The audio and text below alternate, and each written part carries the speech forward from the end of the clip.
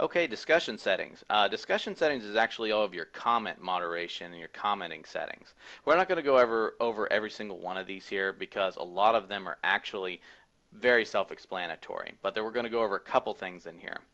First of all, the one thing I do want to touch on is the one thing that they actually, it's one of the very few things that they actually do not leave checked when you first install a blog, and that is an administrator must always approve a comment. Many instances you actually do want to approve your comments in the beginning or maybe even later, but they don't check that. So sometimes if you're not careful, some things will slide through that you don't want on there, such as derogatory or negative comments. After a while, after comment moderation becomes a full-time job because you get a lot of comments on there, you maybe want to leave that unchecked. Your comment moderation lines, these are all the words and phrases that you want, if you see them in comments, that you want them held in moderation.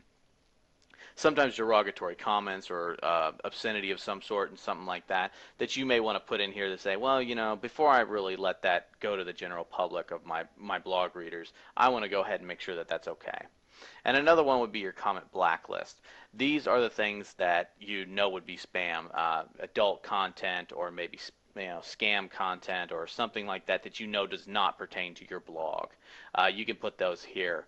You can also, don't forget, put email addresses and IPs that you see in the comments section. So if you find that one person keeps spamming your blog over and over again, they'll automatically be marked as spam if you put their IP address, which is available in the comments section. And down here is just your avatar section, the little pictures that show up next to each commenter if the theme has it enabled. Basically, you can show them which one that they want to generate. Some that, if you have maybe a little bit more adult-oriented blog, you maybe have something PGR, or given if it's your thing, you can have something that's even an X-rated or higher.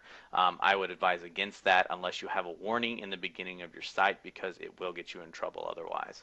So, and you can also show not to show avatars at all. So that pretty much does it for the comments section. If you have any other things that you had questions on, you can just look at them there. They're pretty self-explanatory.